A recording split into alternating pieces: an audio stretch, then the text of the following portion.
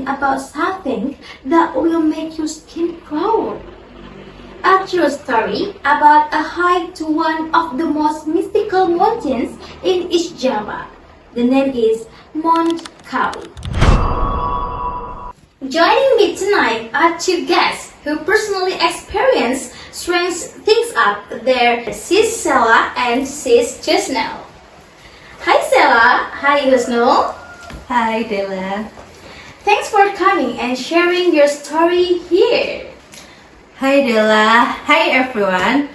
Honestly, I'm a bit nervous to telling this story. Hi Dila and hi listeners. Because every time I think about it, I can still picture everything vividly. It is like some parts of that night still live somewhere inside my head. Even now, the wind blows at night. I feel like it is still the wine of the mountain that we visited before. Alright, let's start from the beginning. So, who were you guys hiking with? There were 5 of us there. Me, Chusnul, and 3 friends from college. We just want to relax and catch the sunrise from the summit. But what we got was not just the view, We left in the afternoon and the plan was to camp halfway up the trail. But right when we started climbing, the atmosphere already felt different from other mountains. It was so quiet, no animal sound, just strong wind and dry leaves roasting like whispered. At one point, I thought I heard my name called by someone, but when I look back, there is no one of our back. It's mystic. Oh my god. Quiet, but Mount Kawi is known for a mystical site, right? People say it place of spiritual dwelling. Yeah, at first we didn't think much of it. We reached the second pass and stopped to rest. That's when I saw an old man sitting on a rock. He wore a white shirt and a bamboo hat. I thought he was just another hiker or maybe a local people. Yeah.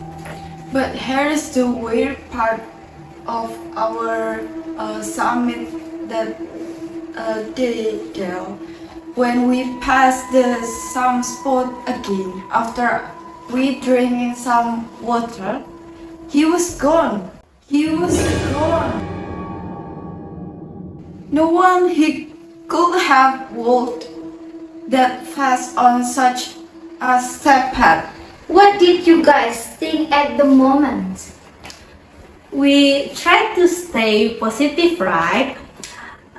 Maybe we just stopped by to rest. But when night fell, things started to feel really off. And we set up our tent in the narrow section of the trail. The wind that night was so strong, but made us uneasy was the sound of footsteps circling around our tent. Oh my god. I hear it too. At first, just a few steps, then I got clearer. Like someone walking around the tent, dragging something along.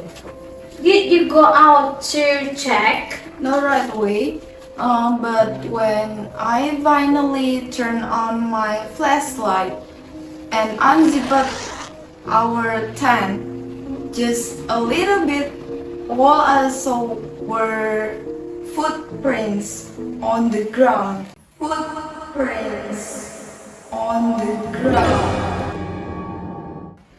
And wet ones. or even though it is not rain. And I saw they were not facing away from the tent. They were facing toward us. That is when I zipped it back fast and whispered, "Don't say a word." Wow, that's getting really creepy. So what happened in the next morning? We decided to keep climbing even though we all felt drained. But the higher we went, the tighter the fog became. At one point, the view in front of us changed. There was this small stone gate. It was not on the trail map. Yeah, and in front of our gate there was fresh, arbouring flowers, still red. In here still burning. We just looked to each other and didn't say a word because we're too scared of the flower. Why the flower is our tent is near of our tent, and we walk past slowly, very slowly, while whispering prayers. But when I stepped through the gate, I feel like something very different atmosphere, like the first hour summit from the first gate we just to walk past. Did you feel like something was following you when you passed that place? Yeah, I was walking at the back and I felt like someone was walking beside on my left. But every time I tried to look, nothing, just fog. And when I stopped walking, the footsteps stopped too. Footsteps stopped too. And when we come down later, the thing that really freaked me out, inside our tent, which had packed in the morning, there was a single red rose. A red rose on the mountain? Yeah, inside our tent, and suddenly we don't know where the flowers from. Still fresh. You know, many people believe Mount Kawi is a place for wealth rituals, for offerings, and even home to spread the great treasures. Maybe you guys passed through one of those sacred places.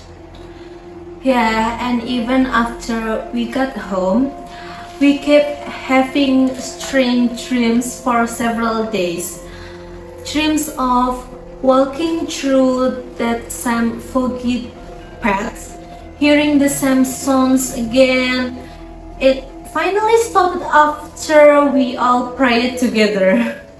Right since then, I have been more careful.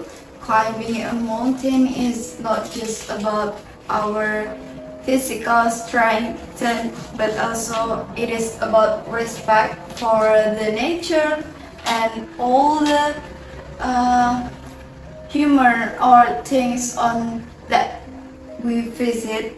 And the climbing mountain also we need respect and polite to the nature. Wow, your story really gives me chills. But there's a lot we can learn from it.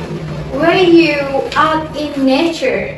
Never be arrogant, never think you are the strongest. Because up in the mountains, we are not the only ones there.